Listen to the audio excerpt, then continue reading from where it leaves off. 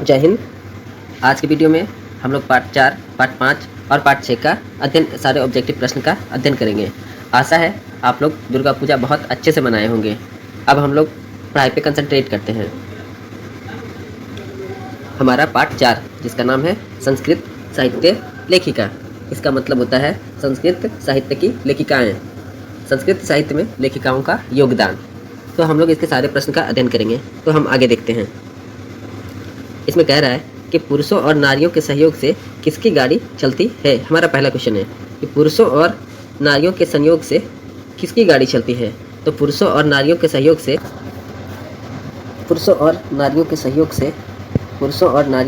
से किसकी गाड़ी चलती है। तो समाज की गाड़ी चलती है, फिर देश की गाड़ी चलती है। तो हमारा आंसर होगा समाज की गाड़ी चलती है। आगे देखते हैं।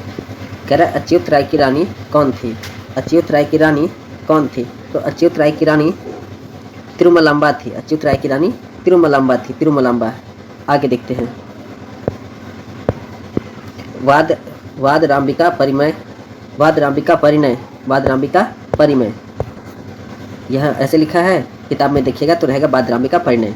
तो कह रहा है वाद राम्बिका परिणय महाकाव्य की रचना किसने की। यहाँ कहा काव्य लिखा गया है, महाकाव्य की रचना किसने की। तो वाद राम्बिका महाकाव्य की रचना तिरुमलांबा ने किया था, तिरुमलांबा ने किया था। इसका आंसर तिरुमलांबा। हम लोग आगे देखते हैं। कह रहा है कि जनक की सभा में शास्त्रार्थ कुशला विदुषी कौन रहती थी। जनक की सभा में शास्त्रार्थ की कुशला विदुषी कौन रहती थी। विदुषी कहने का मतलब बाबू जो विद्वान होते हैं ना, विद्वान में जो फीमेल होती है उनको विदुषी कहते हैं। तो जनक की सभा में शास्त्रार्थ कुशला विदुषी कौन रहती थी।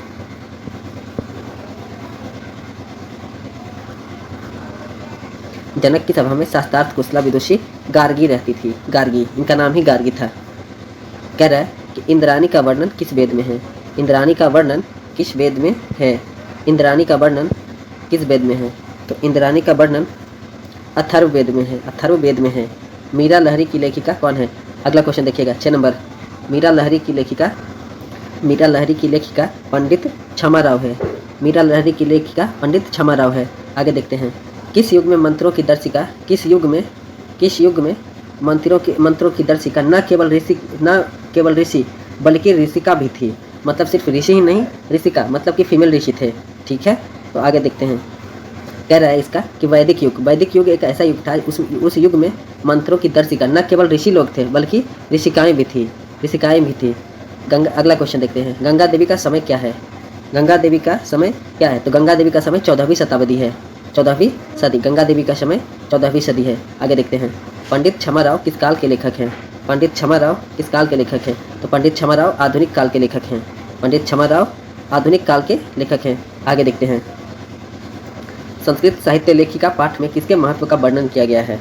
तो संस्कृत साहित्य लेखिका पाठ में बाबू लेखिका मतलब स्त्री, फीमेल, स्त्री। तो करेक्ट किसका, जब लेखिका, ये तो क्वेश्चन में आंसर है। संस्कृत साहित्य लेखिका पाठ में किसका महत्व का। तो लेखिका फीमेल मतलब कि औरत की चर्चा की गई है, औरत का वर्णन किया गया है। अगला क्वेश्चन देखते हैं। याज्ञवल्क्य ने अपनी पत्नी को क्या शिक्षा दी। याज्ञवल्क्य ने अपनी पत्नी को क्या शिक्षा दी। तो आत्मत्व की शिक्षा दिया था, आत्मत्व का।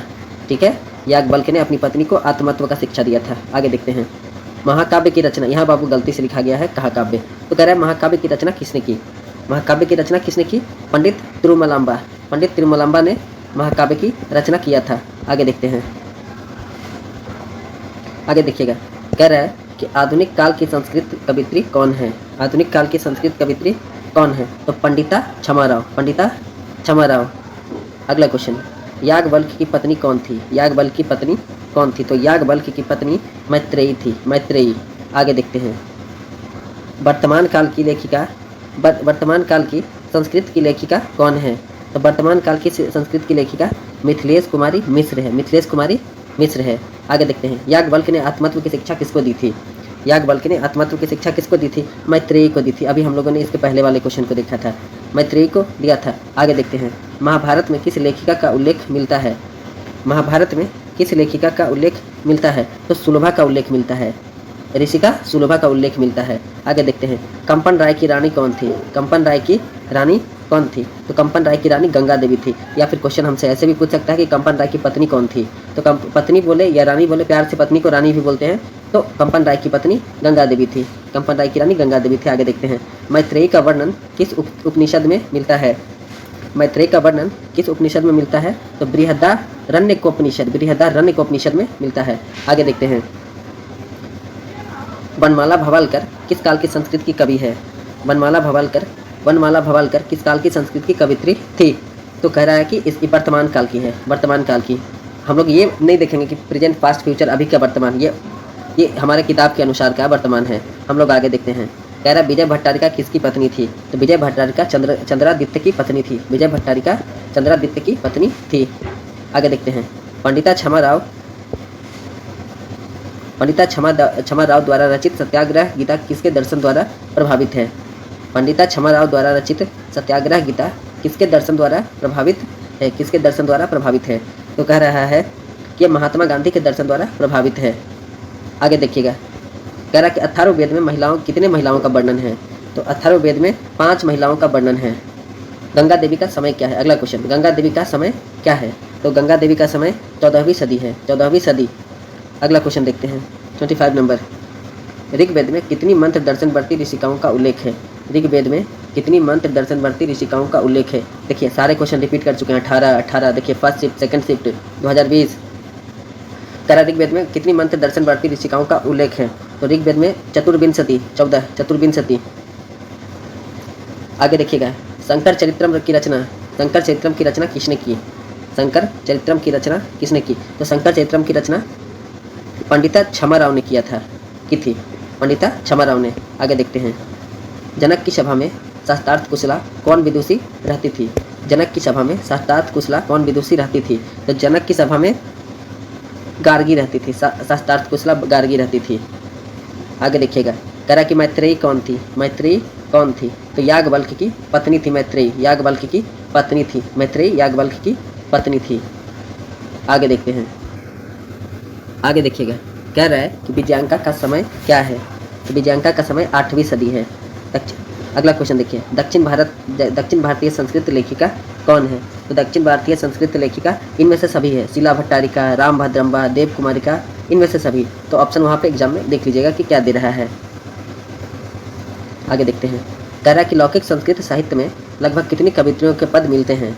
लौकिक संस्कृत साहित्य में लगभग कितनी कवित्रियों के पद मिलते हैं? तो 20 कवित्रियों के पद मिलते हैं। आगे देखिएगा, कह रहा है सर्व शुक्ला सरस्वती किसने कहा है? सर्व शुक्ला सरस्वती किसने कहा है? तो कह रहा है कि बाण भट्ट ने कहा है, बाण भट्ट ने सर्व शुक्ला सरस्वती कहा है। एक बात और याद रखिएगा, बाण भट्ट की रचना हर्षचरितम बाण भट्ट की रचना है, याद रखिएगा, हर्षचरितम बाण भट्ट की रचना है। आगे देखिएगा, जनक की सभा में कौन थी? तो जनक की सभा में कौन थी? तो जनक की सभा में मैत्रेयी थी। यहाँ पे गार्गी नहीं, यहाँ पे विदुषी नहीं पूछा है, बस बोला है जनक की सभा में कौन थी? तो मैत्रेयी थी। आगे देखिएगा, मधुरा विजयम किसकी रचना है? मधुरा विजयम किसकी रचना है? तो जनक, एक मिनट, सॉरी गलती हो गया, हम लोग फिर से देखते हैं 33 नंबर क्वेश्चन को। जनक की सभा में कौन थी? तो जनक की सभा में गार्गी थी, गलती हो गया था बाबू, जनक की सभा में गार्गी थी। आगे देखिएगा, कह रहा है मधुरा विजयम किसकी रचना है? तो मधुरा विजयम तिरुमलांबा की रचना है। मधुरा विजयम किसकी रचना है? तिरुमलांबा की रचना है। आगे देखिएगा, विशाल संस्कृत साहित्य किसके द्वारा संवर्धित है? विशाल संस्कृत साहित्य किसके द्वारा संवर्धित है? तो कह रहा कि ये कवि और शास्त्रकारों द्वारा संवर्धित है। आगे देखिएगा, अच्युत राय कहाँ के राजा थे? अच्युत राय कहाँ के राजा थे? तो अच्युत राय विजयनगर के राजा थे, विजयनगर के राजा थे, अच्युत राय विजयनगर के राजा थे। आगे देखिएगा, संस्कृत साहित्य कैसा है? संस्कृत साहित्य कैसा है?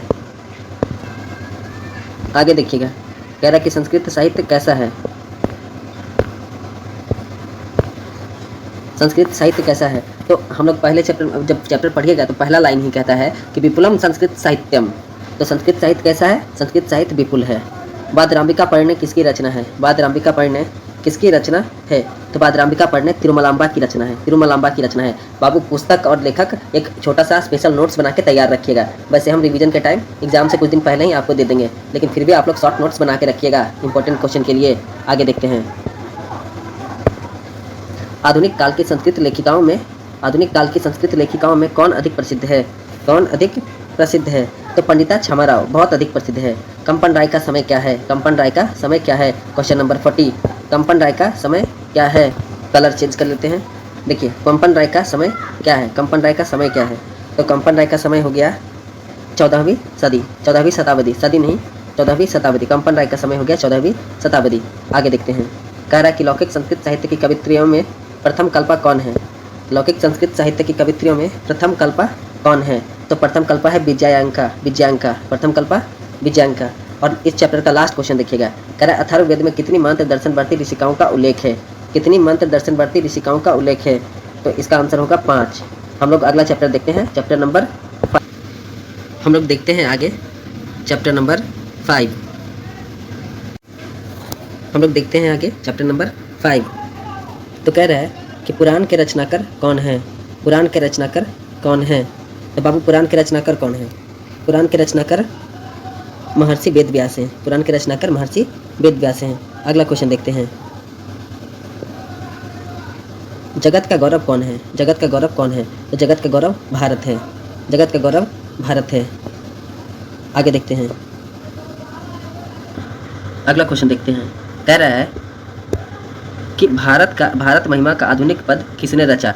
तो भारत महिमा का आधुनिक पद अध्यक्ष ने रचा था। अध्यक्ष ने, ये चैप्टर की बात कर रहा है कि भारत महिमा पाठ का आधुनिक पद किसने रचा। तो ये अध्यक्ष ने रचा है। हम लोग देखते हैं, कह रहा है कि हमारी धरा कैसी है। हमारी धरा कैसी है। तो हमारी धरा विशाल है। आगे देखते हैं, आगे देखते हैं, देवता क्या गाते हैं। देवता क्या गाते हैं। तो देवता गीत गाते हैं। गीत गाते हैं। जाति धर्म के भेद से युक्त लोग भारत में क्या बहन करते रहते हैं। तो कह रहा है जाति धर्म से युक्त। तो कह रहा है कि एकता, जाति धर्म से युक्त लोग भारत में क्या बहन करते हुए रहते हैं। तो कह रहा है कि एकता। ठीक है, आगे देखते हैं। कह रहा है कि भारत महिमा का आधुनिक पद किसने रचा। तो बाबू अभी हम लोगों ने तुरंत देखा था कि भारत महिमा का आधुनिक पद अध्यक्ष ने रचा था। क्वेश्चन रिपीट है। जाति धर्म से इसका भी बाबू एकता होगा, अभी तुरंत देखे थे हम लोग। आगे देखते हैं, अगला क्वेश्चन देखते हैं। कह रहा है कि किसके गीत देवता भी गाते हैं। तो किसके गीत देवता गाते हैं। तो बाबू इसका आंसर होगा भारतवर्ष के गीत देवता भी गाते हैं। भारतवर्ष के गीत देवता भी गाते हैं। आगे देखते हैं, ठीक है, आगे देखिएगा। कह रहा है कि भारत महिमा पाठ किस द्वितीय श्लोक किस पुराण से संकलित है। तो भारत महिमा पाठ का द्वितीय श्लोक किस पुराण से संकलित है। तो कह रहा है कि भागवत पुराण से संकलित है। भागवत पुराण से।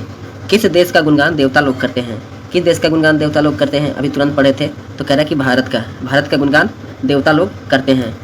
भारत का गुणगान देवता लोग करते हैं। ठीक है, भारत का गुणगान देवता लोग करते हैं। अगला क्वेश्चन देखते हैं। कह रहा किस देश में देवता बार बार जन्म लेना चाहते हैं। किस देश में देवता बार बार जन्म लेना चाहते हैं। तो भारत हो गया। यह निर्मल मातृभूमि कैसी है। यह निर्मल मातृभूमि कैसी है। तो कह रहा कि उत्पला है। उत्पला। ठीक है, आगे देखते हैं। किसकी महिमा सर्वत्र गाई जाती है। किसकी महिमा सर्वत्र गाई जाती है। ठीक है, आगे देखिएगा। तो कह रहा भारत की महिमा सर्वत्र गाई जाती है। अगला क्वेश्चन देखिएगा। कह रहा कि कह रहा है अगला क्वेश्चन, आगे देखिएगा। कह रहा है कि भारत की शोभा में कौन प्रसन्न होते हैं। तो भारत की शोभा में कौन प्रसन्न होते हैं। ईश्वर प्रसन्न होते हैं, भगवान प्रसन्न होते हैं। भारत महिमा पाठ का प्रथम पद किस पुराण से संकलित है। भारत महिमा पाठ का प्रथम पद किस पुराण से संकलित है। तो कह रहा है भारत महिमा का प्रथम पद किस पुराण से संकलित है। देखिएगा, कह रहा कि विष्णु पुराण से संकलित है। भारत महिमा पाठ में किस देश की महिमा का वर्णन किया गया है। तो अपने देश भारत का वर्णन किया गया है। ठीक है, भारत का वर्णन किया गया है। अगला क्वेश्चन देखते हैं। भारत महिमा पाठ में कुल कितने पद हैं। भारत महिमा पाठ में कुल कितने पद हैं। तो कह रहा कि कुल 5 पद हैं। अगला क्वेश्चन देखिएगा, 19 नंबर। कह रहा भारत भूमि सदा किससे सेवित है। भारत भूमि सदा किससे सेवित है। तो कह रहा कि इनमें से सभी से। देखिए, सागर से भी सेवित है, सागर से भी सेवित है, सागरों से भी सेवित है, नदियों से भी सेवित है, पर्वतों और झरनों से भी सेवित है। तो मतलब भारत की भूमि में, भारत में ये सब लोग मिल जाएंगे। तो इसका आंसर होगा इनमें से सभी। एग्जाम में आएंगे तो आप देख लीजिएगा अच्छे से। आगे देखते हैं। कह रहा कि भारत महिमा पाठ में पुराणों से संकलित पद कितने हैं। कितने पद संकलित हैं। अभी हम लोगों ने तुरंत पढ़ा था कि 2 पद संकलित हैं।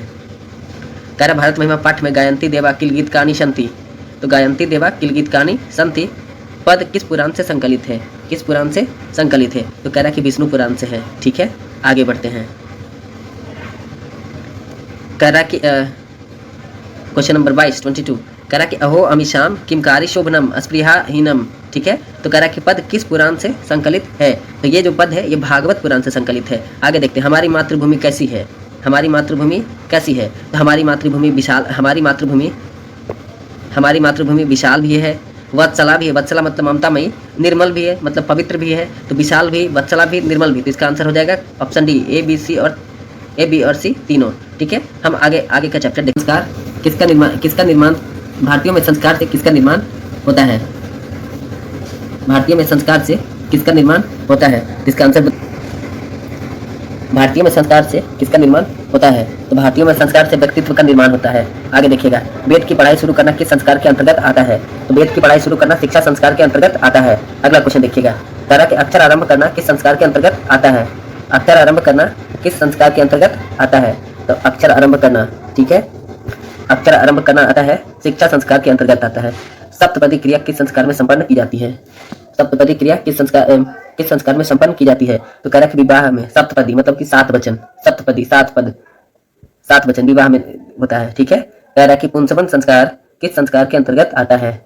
पुंसवन संस्कार किस संस्कार के अंतर्गत आता है? तो कह रहा है कि पुंसवन जन्म के पूर्व का संस्कार है।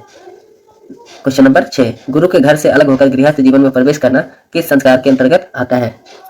तो गुरु के घर से अलग होकर गृहस्थ जीवन में प्रवेश करना किस संस्कार के अंतर्गत आता है? विवाह के अंतर्गत आता है। आगे देखते हैं, गर्भ धारण करना किस संस्कार के अंतर्गत आता है? तो गर्भ धारण करना किस संस्कार के अंतर्गत आता है? जन्म पूर्व। कौन शब्द सीमित रूप में व्यंग रूप में व्यवहार होता है? कौन शब्द सीमित रूप में व्यंग रूप में व्यवहार होता है? तो इसका आंसर होगा संस्कार। बचपन में कितने संस्कार हैं? बचपन में कितने संस्कार हैं? तो बचपन में 6 संस्कार हैं। शिक्षा संबंधी संस्कार कितने हैं? शिक्षा संबंधी संस्कार कितने हैं? तो आगे देखते हैं, शिक्षा संबंधी संस्कार कितने हैं? तो शिक्षा संबंधी संस्कार 5 हो गए। शिक्षा संबंधी संस्कार 5 हो गए। गृहस्थ के कितने संस्कार हैं? गृहस्थ के कितने संस्कार हैं? तो 1। मरने के बाद कितने संस्कार हैं? मरने के बाद कितने संस्कार हैं? 1, बस अंतिम संस्कार मरने के बाद का संस्कार है। सिंदूरदान किस संस्कार के अंतर्गत आता है? तो सिंदूरदान विवाह संस्कार के अंतर्गत आता है। विवाह में सिंदूरदान होता है। मरने के बाद कौन सा संस्कार संपन्न होता है? मरने के बाद कौन सा संस्कार संपन्न होता है? तो मरने के बाद अंत्येष्टि। अंत्येष्टि मतलब अंतिम क्रिया। प्राचीन संस्कृति की पहचान किससे होती है? प्राचीन संस्कृति की पहचान किससे होती है? संस्कारों से। ठीक है, आगे देखते हैं, सीमांतोन्नयन किस प्रकार का संस्कार है? सीमांतोन्नयन किस प्रकार का संस्कार है? तो जन्म पूर्व का संस्कार है। ये जन्म से पहले ही संस्कार कर दिया जाता है। आगे देखते हैं, कन्यादान किस संस्कार में होता है? तो विवाह संस्कार में कन्यादान होता है। अंतिम शिक्षा संस्कार का नाम क्या है? अंतिम शिक्षा संस्कार का नाम क्या है? तो अंतिम शिक्षा संस्कार का नाम समावर्तनम है। समावर्तनम। विवाह संस्कार के अंतर्गत क्या नहीं आता है? तो विवाह संस्कार के अंतर्गत क्या नहीं आता है? तो विवाह संस्कार के अंतर्गत क्या नहीं आता है? देखिएगा ध्यान से जरा। ठीक है, कह रहा है कि देखिए, वागदान विवाह संस्कार में होता है, कन्यादान भी विवाह संस्कार में होता है, सिंदूरदान भी विवाह संस्कार में होता है। अगर आपको ये पता रहेगा कि क्या आता है तो क्या नहीं आता है, वो खुद ही साइड हो जाएगा। तो गोदान विवाह संस्कार में नहीं होता है। आगे देखते हैं,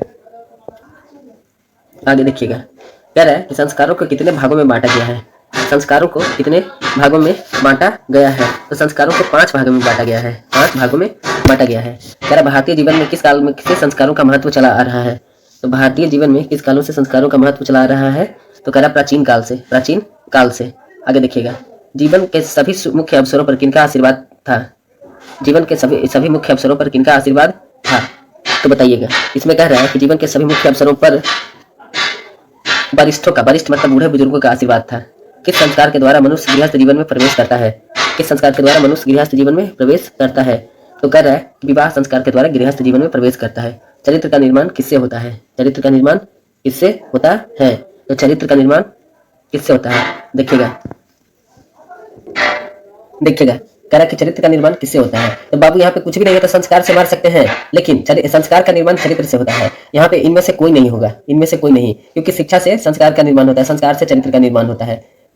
शिक्षा से चरित्र का निर्माण होता है, चरित्र से संस्कार का निर्माण होता है, इसलिए यहाँ पे होगा कोई नहीं। फिर से समझिएगा और फिर से देखिएगा, चरित्र का निर्माण किससे होता है? तो इसका आंसर होगा इनमें से कोई नहीं। देखिए, अशांति से तो होगा नहीं, बैर भावना से होगा नहीं, बात रहा संस्कार का, तो चरित्र अच्छा रहेगा तो आपका संस्कार अच्छा रहेगा। चरित्र से संस्कार का निर्माण होता है, और शिक्षा से चरित्र का निर्माण होता है, चरित्र से संस्कार का निर्माण होता है। कह रहा चरित्र का निर्माण किससे होता है?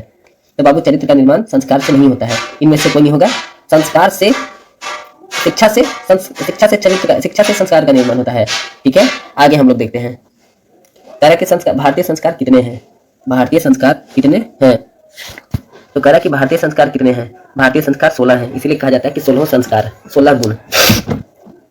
कह रहा कि पुंसवन संस्कार कब होता है? पुंसवन संस्कार कब होता है? तो पुंसवन संस्कार जन्म से पहले होता है। क्वेश्चन रिपीट कर गया है। कह रहा है गोदान किस संस्कार का मुख्य कर्म है?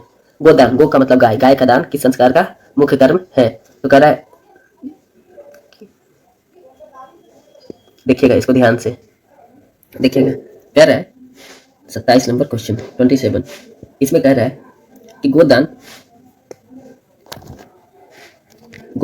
किस संस्कार का मुख्य कर्म है? तो अक्षरारंभ का, जब बच्चा अक्षर आरंभ करता है, लिखना शुरू करता है। आगे देखिएगा, सप्तपदी कर्मकांड किस संस्कार में होता है? सप्तपदी, 7 वचन किस में सुनाया जाता है? तो 7 वचन शादी विवाह में सुनाया जाता है। तो कह रहा है कि विवाह संस्कार का होता है। ठीक है, आगे हम लोग देखते हैं। कह रहा है कि भारतीय संस्कृति में कितने संस्कार होते हैं? अभी हम लोगों ने क्वेश्चन देखा था। तो भारतीय संस्कृति में कितने संस्कार होते हैं? तो भारतीय संस्कृति में 16 संस्कार होते हैं, 16। ठीक है, 16 संस्कार होते हैं। भारतीय संस्कृति की अद्वितीय विशेषता क्या है? भारतीय संस्कृति की अद्वितीय विशेषता क्या है? तो भारतीय संस्कृति की अद्वितीय विशेषता इसका संस्कार हो गया, संस्कार होगा। ठीक है, आगे देखते हैं। प्राचीन काल में शिष्य को क्या कहते थे? प्राचीन काल में शिष्य को क्या कहते थे? तो बाबू ब्रह्मचारी कहते थे। बागदान किस संस्कार में होता है? बागदान किस संस्कार में होता है? बागदान, तो कह रहा है कि विवाह में बागदान होता है। ठीक है, गर्भाधान संस्कार प्रयोजन क्या है?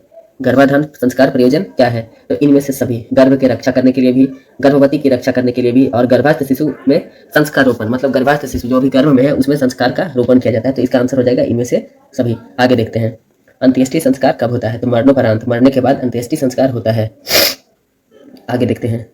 कह रहा है कि जन्म पूर्व संस्कार कितने होते हैं? जन्म पूर्व संस्कार, जन्म से पहले कितने संस्कार होते हैं? तो 3 संस्कार होते हैं। ठीक है, आगे देखते हैं। समावर्तन संस्कार का उद्देश्य क्या है? समावर्तन संस्कार का उद्देश्य क्या है? समावर्तन संस्कार का उद्देश्य क्या है? गुरु गृह से मतलब कि गुरु के घर से गृहस्थ जीवन में प्रवेश करना। शिक्षा पूरा करके सब लोग जब गुरु के पास से लौटते थे तो उसी को कहते हैं समावर्तन संस्कार। किस संस्कार के साथ लोग वास्तविक गृहस्थ जीवन में प्रवेश करते हैं? किस संस्कार के साथ लोग वास्तविक गृहस्थ जीवन में प्रवेश करते हैं? तो बाबू इसका आंसर हो जाएगा विवाह। विवाह संस्कार के साथ लोग वास्तविक गृहस्थ जीवन में प्रवेश करते हैं। आगे देखते हैं, आगे देखिएगा। कह रहा है कि केशांत संस्कार कहाँ होता है? केशांत संस्कार कहाँ होता है? तो गुरु गृह में, गुरु के घर में केशांत संस्कार होता है। संस्कार कितने प्रकार के होते हैं? संस्कार कितने प्रकार के होते हैं? तो संस्कार 5 प्रकार के होते हैं। जन्म पूर्व संस्कार क्यों किया जाता है? जन्म पूर्व संस्कार क्यों किया जाता है? तो कह रहा है कि जन्म से पहले संस्कार क्यों किया जाता है? तो कह रहा है कि गर्भ की रक्षा के लिए, गर्भस्थ में संस्कार रोपण हेतु, गर्भवती की प्रसन्नता के लिए, गर्भवती माताएं खुश रहे गर्भ में जो है उसकी रक्षा के लिए, और उसमें संस्कार का रोपण के लिए। इनमें से सभी होगा। ठीक है, शैशव संस्कार कितने हैं? शैशव संस्कार कितने हैं, मतलब जो छोटा बच्चा रहता है तो उसमें कितने संस्कार होते हैं? तो कह रहा है कि 6। शैशव संस्कार कितने हुए? आगे देखते हैं, आगे देखिएगा। कह रहा है कि पाणी ग्रहण कर्मकांड किस संस्कार में होता है? पानी ग्रहण कर्मकांड किस संस्कार में होता है? तो विवाह में होता है, जिसको कि शंख पानी बोलते हैं, दान बोलते हैं। तो पानी ग्रहण उसी समय होता है। तो भारतीय जीवन दर्शन का महत्वपूर्ण उपादान क्या है? भारतीय दर्शन जीवन का महत्वपूर्ण उपादान क्या है? भारतीय जीवन दर्शन का तो संस्कार है। ठीक है, संस्कार है। और इस चैप्टर का हम लास्ट क्वेश्चन देखते हैं। ठीक है, कह रहा है कि पहले शिष्य वेदारंभ कहाँ करते थे? पहले शिष्य वेदारंभ कहाँ करते थे? राजगृह में। सीमांतोन्नयन संस्कार का प्रयोजन क्या है? तो गर्भ की रक्षा के लिए सीमांतोन्नयन संस्कार किया जाता है। कह रहा है कि निम्न में से गृहस्थ जीवन का संस्कार कौन सा है? निम्न में से गृहस्थ जीवन का संस्कार कौन सा है? विवाह। विवाह के साथ गृहस्थ जीवन का संस्कार हो जाता है। ठीक है, इसी के साथ ये चैप्टर कंप्लीट हो गया। और